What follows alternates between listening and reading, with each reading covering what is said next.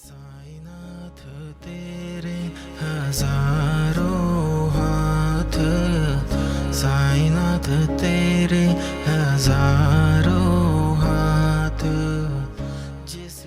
So thank you for taking the trouble to be here today.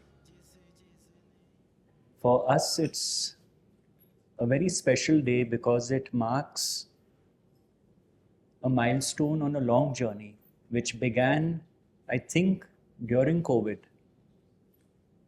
when we did a series of interviews, Nikhil and me on his channel, Sai Baba's Devotee Speaks, because there was tremendous pain and suffering at that time. And what we found was, after the pandemic, the requests to continue the series were tremendous. So we went in that spirit onward to explore the teachings of Sai Baba. Because I think our mission was very clear. There's enough material out there about the Leelas, miracles, but it was time to bring in the teachings in a relatable way so that they impact one's daily living. Because otherwise the rest can be escapism, flights of fancy, while one is continuing to live a troubled life full of conflict. A life not at peace, and worse, taking away someone else's peace. So that was, you could say, our mission. And that is the spirit in which these interviews have been transcribed and put into the form of a book for those who like to read and reread and assimilate what the video interviews were about. Now, very briefly, before passing it on to Nikhil, because this is a short satsang, I just want to explore the two words Shraddha and Saburi. That is why the title is Living with Faith and Patience. And to understand what Baba meant by Shraddha and Saburi, rather than what we think he meant. Of course, this too is an interpretation.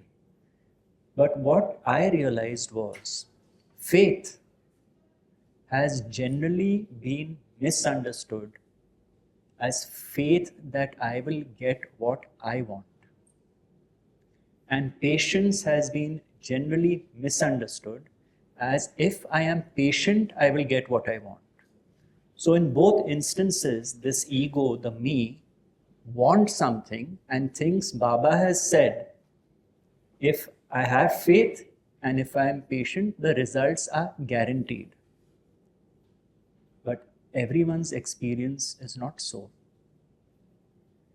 So when we explore the word faith and we find the root of faith means trust, belief, and confidence. When you take this word and go back to its history in different languages like French and Latin, it means trust, confidence, belief.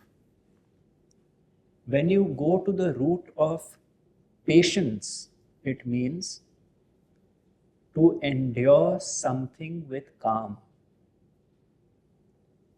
Now, I feel this is Baba's message, because Baba himself has said that everyone has to work out their prarabdha. No one is exempt from it. So, when the grace of the Guru stands behind us, so that we may work out our prarabdha with Shraddha and Saburi this way, then you could say that the karmic load is being wiped out. And we are not recreating karma upon karma upon karma. You see, because when the me steps in with its wants and desires, it starts adding to the stockpile of karma. So, to surrender means to give up this me-centric approach that things should go right for me, well for me, and so on and so forth, and rest at the feet of the Lord, which is Shraddha, trust that Baba knows best, belief that Baba knows best, and confidence that Baba knows best. And Saburi, with peace, equanimity, and calm, I navigate through life's journey, pleasures and pains, ups and downs, and see that while doing so, not only am I at peace, but my presence is a benediction of peace to others. So this is it. So this exploration of interviews which are transcribed are very relatable, very real, very simple. But the validation we got, because I really wondered, do people want to read about these things? And we found from a book, maybe 3 decades earlier, written on Sai Baba called Scribblings, where the author says that in future, it is Baba's teachings which will start getting known. So that gave us tremendous confidence to bring this book out. Now I'll pass it over to Nikhil, and after that, if anyone wants to ask us anything or share any experience, they are welcome to. Sai, thank you for joining us today. Many of you have come from very far away, and it's also very nice to meet you in person, because through the channel over, I think, 8 years, we've been publishing videos, and it's really been very nice meeting you in person. As Gautam shared something very beautiful, that the author of this very important book, Scribblings of a Sai Devotee, he had made a mention that in times to come, it is Baba's teachings that will come out. There will be a deeper contemplation on that. And a few months ago, Sadabhaiya, who's here, Saira, he shared something with me that really made me think about Baba's prachar going forward. Because see, in the years after Baba took Mahasamadhi, it was more the formative years. The Sanstha was formed. People were coming to know about Baba. Like the abridged Satcharit also has the Leelas, to let people know about Baba and just to know about his life. Flocks and flocks of people were drawn to Baba. And then Sada made a very important point. He said, now in every corner of the world, he made a very important point that there's nearly not a corner in the world where Baba is not known to people now. So it also made me wonder what prachar is to be done going forward. Like Vinima, after Narasimha Swamiji, carried forward that work. And she has shared all her work through the books, the videos. And I spent many months contemplating on this. And in the meantime, her commentaries came into a book. And Gautam has spent a lot of time working on this book, Living with Faith and Patience. My involvement was more with the videos, us doing the podcasts. But I must thank Gautam. It was, I think, 2 years of work on the book. So, Vinima's commentaries, this book, and to my surprise, over the years, when I interacted with many devotees who've been very committed to Baba for over 10 and 20 years, have not read the full version of the Satcharit. It's the small red book which they read. And it's really the big book that has all of Baba's instructions, Baba's words. And it became like a trine for me, very clear, that as Baba devotees, the prachar going forward has to be to now propagate Baba's teachings. So it would begin with the Sai Satcharit. That is the most important. So for us, if we've not read it, hopefully all of you here have read Indra Kher's translation, is what Vinima would recommend. Zareen Didi has her translation, which is there on the Sanstha's website as a free download. That is an OV to OV translation of the original work written by Hemad Pantji. Then Hemad Pant had mentioned that due to the fear of the Satcharit becoming even bigger, he had to stop himself from writing more. And I requested Ma that you would be the right person to do an additional commentary. What were those things that he would have written, added? Because she and Sada met all the descendants over 30 years, traveled the length and breadth of India.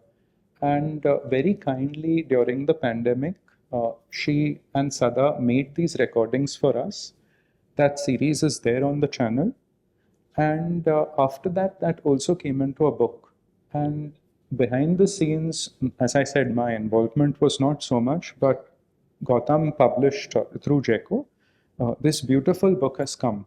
And for me, it really became like a little trine. The Satcharit, Ma's additional commentaries, and this book, which basically emphasizes on how do we, as Baba said, when you contemplate on my Leelas, when you reflect on them, then the jewels of self-knowledge will come to you. So I would say the essence of this book is it makes you reflect deeper that how do we imbibe Baba's teachings? What are Baba's words were not very direct, they were sometimes very cryptic through the Leelas.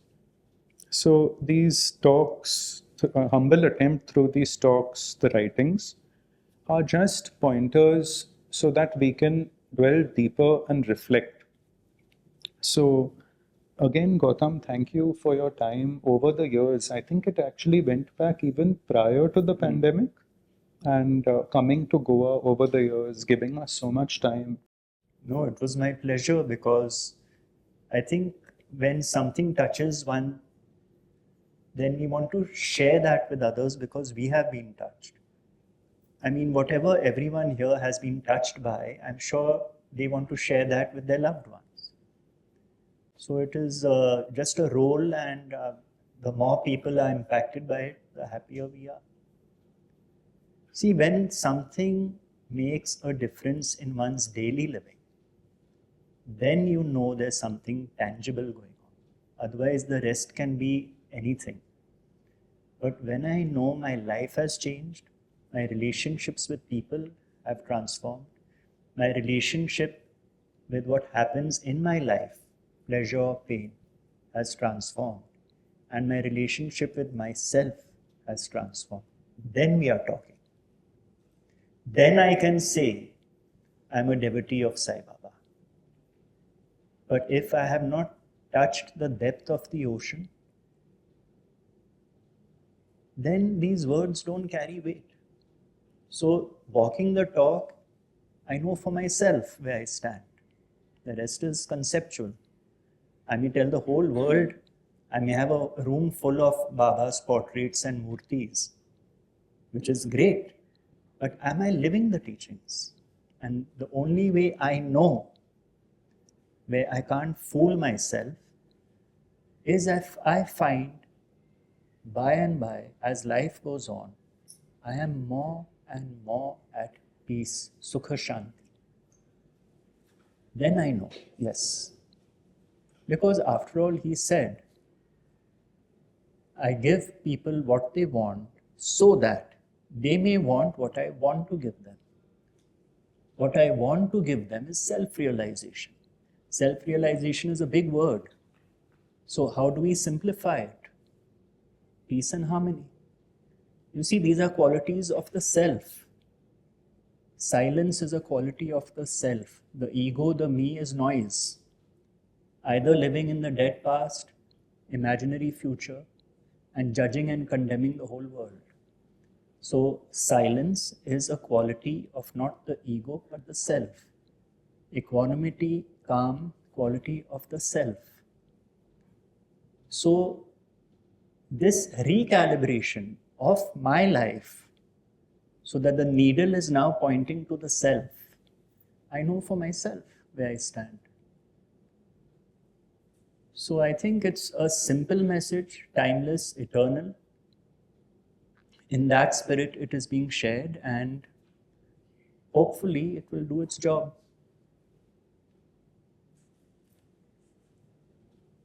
So if anyone would like to ask anything or share anything, you're welcome to, because we don't have much time. So we can pass on the mic. And if there's nothing to ask, then there's tea and coffee waiting for us. While someone thinks of what they have to ask, it would be a very humble prayer that as Baba devotees, I humbly request all present here today, all those devotees who watch the recording, that please take the time to read the full edition at least once. And as Baba devotees, let us make this a seva we can do to our Sai brothers and sisters to share that full edition with them. Because when we talk of living the teachings and we hear and read Baba's words on how to meditate on him, on very different aspects of life, these are unfortunately missed in the abridged editions. And this is something that really, it was triggered by what Sada Bhaiya had shared with me. And I really realized that when Suresh Chandra Gupta ji shared that in time to come, it's the teachings that will be dwelt upon. I feel it starts with the Satcharit, and as a brotherhood of Sai devotees here, this is my humble request to all. And the Shirdi Sanstha has the PDF as a free download. It's called the Samarth Satcharit on spds.org.in. On House of Sai, we have it as in the Kindle library as a Kindle file also. So this is something I would humbly request everybody. And of course, the video series that we've done, the podcast, Gautam and me, and this important book as well. But I feel these three work in conjunction very beautifully. If anyone would like to share something or ask.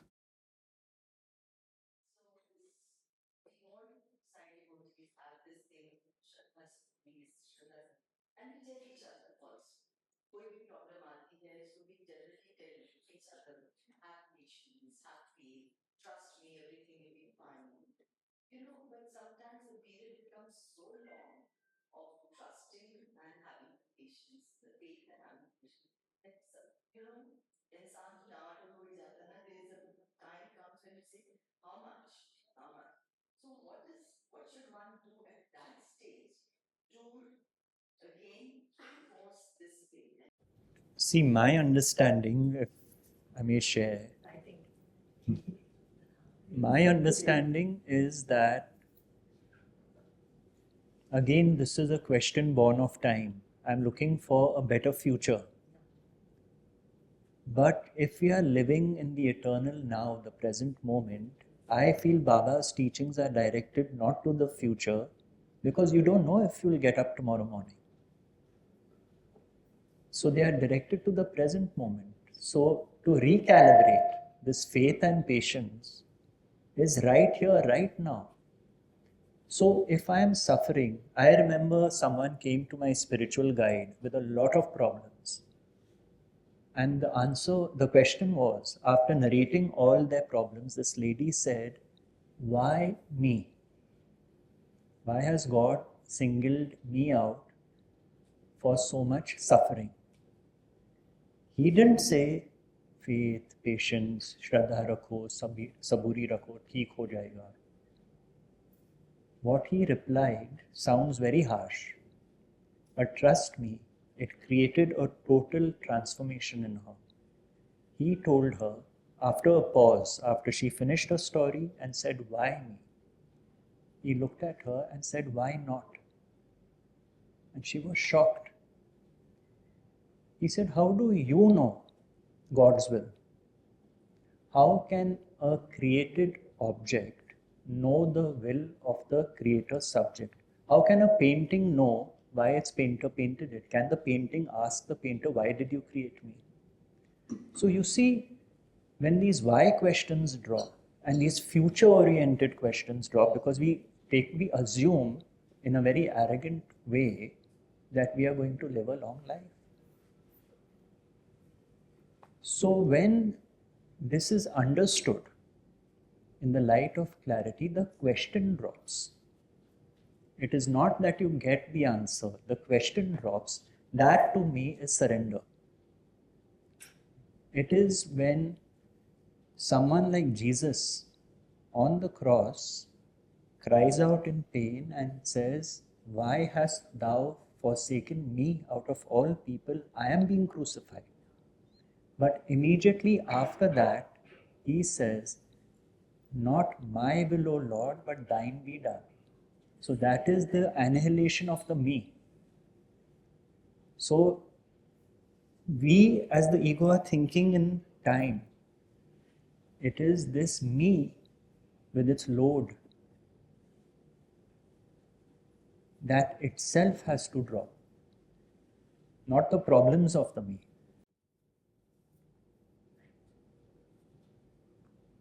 People get impatient very fast. Would you like to add something? You know, Gautam had done a very, very beautiful meditation on the channel. It was on unconditional faith, true faith. And I would request you to hear that, because in that sum and substances he shares, we always go forward with some particular outcome in mind. And also, if we read what Baba has shared, he says, those devotees are most dear to me who, over all their wants, family, every attachment, think of me and me alone, even hunger, thirst put aside. They remember me at all times. Now, we are Baba devotees here. So, I would just ask, in that moment, can we first remember Baba? Can we remember what he said? And see, then the grace of Baba will flow. Sometimes tests come. I mean, we've all experienced difficulties, and sometimes very difficult moments come. But when Baba says this, it is absolute law. But you see, in the Gita, it says, out of lakhs, one will go on the path. From those, also, very few reach the very end. But I would say that as Baba devotees, our whole focus, see, this is why we talk of sadhana, where the mind is engaged into going towards Baba. See, the life of a sadhaka is very different. They almost look at their daily routine almost like an impediment. Yes, they will do their duties, but they yearn for Baba, even in their work. But that is very, very rare. But the reason I'm sharing it is, see, when we see the lives of the Mahabhaktas, like when we see Kaka Dikshit, for example, he was a shining example of absolute faith, Radha Krishna Mahima. So these are the qualities we should see in the Leelas. What can we imbibe? They were put through a lot. I mean, you know, the other day when I was in Goa, I met the descendants of Kesarkar. He mentioned that in that time, in 1915 around, to go to Shirdi from Goa, they had to go on trucks. You know, there were no buses, nothing. You had no idea. It would take 7 to 10 days to reach Shirdi. So you see the dedication, the commitment. And Baba has said, remember me amidst everything, like those few.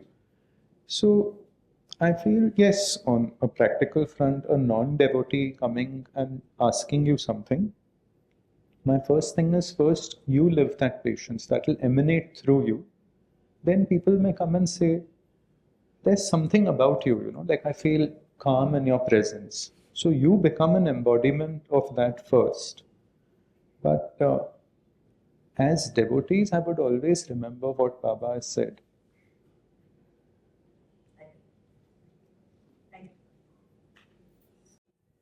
You know, there is a poet called Hafiz that is very dear to me.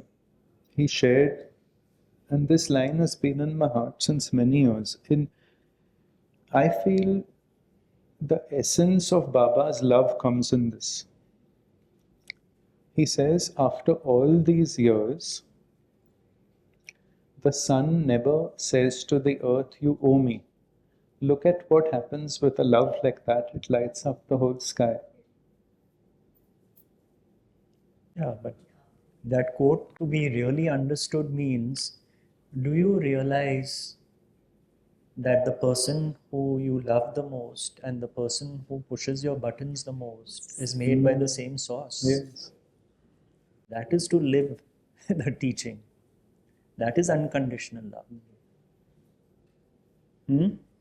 Yet to get there. But that is it. You see, we are polarized people. We have compartmentalized the people in our lives to those we love and those we hate. Then those we love less but like more, and those we hate less but dislike, and so on and so forth. We live in this polarization all our lives.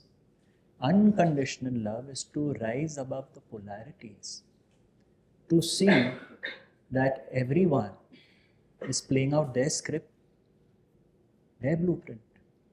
The thing is, we take it personally, as if we are the hero of the story and we have to fight and defend ourselves.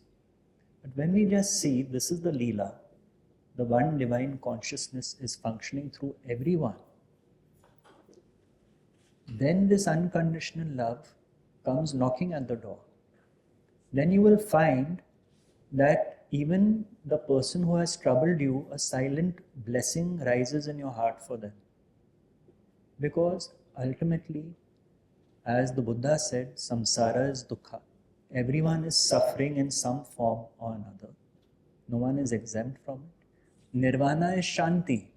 He didn't say nirvana is bliss. Bliss is a state, an experience. He said nirvana is shanti. And they are not two, which means you find that peace through the suffering, through the samsara, through the wheel of time, through the ups and downs, not away from it. So the thing is that peace of mind is a bit boring. If we brought out a book and Nikhil wrote 5 chapters on Sai Baba came to me in my dreams and this is what he told me, and I wrote another 5 chapters, it would sell like this. Because we want that special thing. But what he was speaking about all the time, like that simple incident where he tells someone, I'll come for a meal, and no, he doesn't show up. And he said, I was the dog who came and was standing. Simple lesson. That are you honoring all aspects of life? But we don't like that. You see, it's too boring. The mind loves glitter, razzle dazzle. But Sukha Shanti, whether it is Jesus, Buddha, Sai Baba, Ramana Maharshi, that is what they have hammered through all their teachings. Love thy neighbor as thyself. How can you love your neighbor as yourself if you have a nasty neighbor? How? It's simple. Accept they are made precisely the way they were, and then do what you feel you should do. You will find the quality of your reaction changes. You will find that your reaction now becomes a response, because you are not targeting individuals with hatred and your entire arsenal of weapons like you used to, because you are seeing the hand of God above everyone. That is how life changes. That is how life becomes simple. So that at the end of your life's journey, you're really grateful to all the characters you met. The ones who troubled you the most are the ones who taught you the greatest lessons. You'll be surprised that a prayer of gratitude may arise. Thank you for teaching me these hard lessons, because I have learned through them. I have perhaps learned how not to be. Everything is a learning. That is the prayer of gratitude. So I just hope that this is really the way of living for people, what emerges. And as Nikhil said, if we are at peace, peace is a vibration. A disturbed mind is a vibration. If one is sensitive enough, you can sit at a table and sense who is disturbed in the mind and who is at peace. The person doesn't even have to speak. So it is prior to words. And that to me was, at least for me, when I read the Satcharit, whether as a child, in my 20s, in my 30s, I kept digging into this well of what in the Western world is called non-duality, not two. Here we call it Advaita. That is why the subhead says Sai Baba's teachings of Advaita. So what appears as two, in truth is not. That is what to me is Allah Malik. It doesn't mean there is one God. It means there is one singularity, one source consciousness, one unicity, and what we see is multiplicity of that same one. So we see a reflection of the source when we encounter people. It is a reflection of ourselves. We walk into a hall of mirrors. What do we see? Reveals who we are. Do we see barking dogs? Do we see peace and harmony? So, to me, this is the highest teachings of Advaita. And I follow the stream of the sage Ramana Maharshi deeply. And for me, when I read that Ramana Maharshi sent two of his core disciples, one was Arthur Osborne, and he told Arthur Osborne, please go to Shirdi. And Arthur Osborne wrote the first biography of Sai Baba, small one, brilliant booklet, tiny booklet. Mm-hmm. And then he told Narasimha Swami that your guru is in Shirdi. And Narasimha Swami brought out the first biography, full-fledged biography of Sai Baba. For me, that was a sign enough that an Advaita master who dropped his body in 1950 was pointing to the master who was the master of bhakti, you could say, who dropped his body in 1918, saying that the highest Advaita is there because they merge ultimately. Gyan and bhakti merge and become one. So that is how I think Sai Baba came back into my life, and I viewed his works through this prism of Advaita.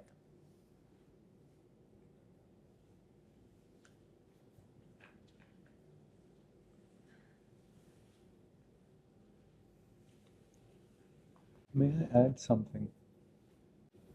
To experience that love and oneness, see, Baba, in many instances, someone beat the cat and he showed the injury marks on his own back. But Baba has shown through all his teachings that service is the path because it opens the doorway to have an experience of that oneness. And in today's time where there's so much anxiety, stress, these were things we had not heard in the 60s, 70s, 80s, not as much as today. I feel Baba's path is extremely relevant, and it's no coincidence that now these teachings are being pondered on. Because really the path of service, Seva, becomes an experiential path. When it came to Annadan and feeding others, like so many instances where Baba said, oh, you fed the pig on the road, I am fed. So through this, he's showing us that all beings, what is our feeling towards them? So that becomes an experience and a great opening. And in today's modern world where there is so much mental suffering, I feel this is the best remedy. That we must all embark in Seva in any form as per our temperament, Gautam says. That really then it's a very important doorway to live Baba's teachings. You see, the thing with Seva is we are shifting the spotlight on others. Otherwise, we are so obsessed with ourselves. Me and my problems, my story, my drama, my this, my that. So when we are doing something for the other, that spotlight is going from the me to away from me. And when that gives me joy, because let's not fool ourselves. We are not doing seva to uplift others. We are doing it to feel good. Because we feel good, inherently we feel good when we help, especially those who are helpless. So ultimately it's coming back to us only. So we should not have false pride in our seva. But when this starts happening, and I'm taken back to something which I've mentioned a few times in my satsang. In my guru's home, one lady came who said I was a top model in Europe. I would walk the streets and the whole street would stop and look at me. Now I'm 20 years older and nobody is looking at me. And I'm suffering. Nobody recognizes me. Nobody acknowledges me. What do I do? I'm lonely. And he told her, why don't you find others who are lonely and give them company? She said, what do you mean? Where am I going to go running around finding people who are lonely? He said, go to an orphanage. They don't have parents. Why don't you be with them? They will be happy. You will be happy. And it hadn't struck her. You see, she was so obsessed with not being the center of attention. And this model is all of us. We may not be good looking, but we love to be the center of attention. We thrive on it. So when seva is taking place, this is being dissolved. So there's a reason when Baba says do seva, there's this whole kind of dynamic behind it. It's not just what he says, you have to go deep. What is happening? It's very beautiful actually. If one should just allow oneself the possibility to contemplate on these teachings, and so much will be revealed. So much is revealed. So beautiful.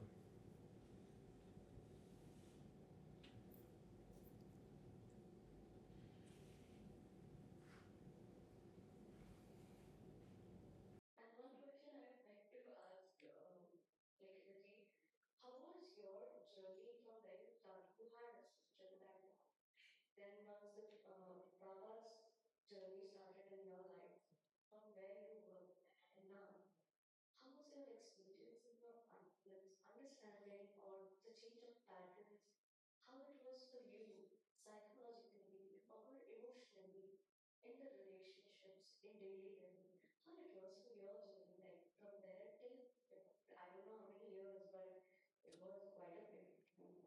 So how you evolved as a person, individually, professionally, or however you want to share any experience about a particular thing that teaching has helped on the talk which you did, something like that. It would be great to know. Thank you. See, initially it was painful because it makes you aware when you're not living Baba's teachings. Like, say, you react. Say, I was prone to being very self critical, and that would get projected onto others. And I remember in one of my many years, maybe 10, 12 years ago, when I would go to Gautamji, he shared a very nice example that left a deep impression on me. He said, he gave the example of someone working in his office, and her capacity to do work was this much. So if one expected her to do this much, she was not built like that. So as I got closer to Baba's teachings, and I over the years met so many of Baba's close devotees, I would say by his grace alone, I was blessed to meet them. I started first seeing my own flaws within myself, and it was painful because to admit that, okay, I'm prone to being irritable, prone to being angry, reacting. And that's what I said earlier, that service or seva is the easiest path that Baba has shown us, because then the focus shifts from oneself to the seva Baba blesses us with to do. So, yeah, I would say initially it was a difficult admission, but over time, as I spent more and more time with the teachings, and see, by Baba's grace, I would say I'm very fortunate that my work was doing the recordings, editing it. When you edit, you have to hear the same thing 10 times. Now Baba's put me into publishing, so you read the same thing 10 times. So, in that sense, I must say it's His divine grace that you're sort of thrown into a swimming pool and that you can nicely drown in. So, yes, initially it was hard, but again, you don't be too hard on yourself. But I think it's that awareness itself that I'm not able to. Then a very good question I would ask myself is, would Baba be happy with this? How would Baba feel with this response? And then naturally a level of patience arose. Like if a situation presented itself, there was a pause there. And I would say it's an incremental path. But even satsang we should speak about, because see, when we come together, when there is sharing like this, you meet like-minded people, you read even the sadhana of reading. What happens is the mind is then engaged in the teaching. You talk to each other about your experiences, and that sort of uplifts you. So this is something, if we see, in the earlier times, in Baba's time, they would have festivities, they would all come together, come to serve Baba. And unfortunately, this is not very prevalent today. So, we have to make that effort. So I would say sadhana, satsang, and the practice of reading, very, very important. And I'd like to end on one note. See, the teachings we have attempted to make simple and relatable, because fundamentally we are simple and relatable guys. We're not complicated. I don't think we are. And Ramana Maharshi said, the truth is simple and that is the truth. So, you see, the mind loves complexity, analysis, over-analysis, but the truth is simple. And everyone, if they strive to be as simple as possible, they will see how beautiful life becomes. So that is it. So thank you for coming. There's some tea and coffee. Some books are available if you'd like to buy them. And may Baba be with you. May we meet again soon. That would be nice, because you see, this is a meeting in satsang. Satsang means the company of truth. We don't have any other give and take. You're not here to impress me, I'm not here to impress you. We are sharing in truth. We leave our masks behind, our roles behind, and we have come together irrespective of social background, economic background, geographic background. They all become irrelevant. And so this satsang, like any satsang, is as if truth is calling truth to itself. The individual is being kept aside. That is how important and how beautiful it is. That is why even Sai Baba spoke about it. The company of truth. So beautiful. So on that note, thank you. Thank you. I would like to add a small thing, that especially the devotees who've traveled and come here, Sada Bhaiya is here with us today. If you would wish to go on a tour where, like Vinima would, he will kindly take you on a walking tour in and around Shirdi. So you may meet Sada Bhaiya later. And while you are here today or tomorrow, it would be my recommendation that you take this opportunity to go to these sacred places that Baba has himself spent so much time in. So I would encourage you to talk to Bhaiya before you go, for those who are interested. Yes.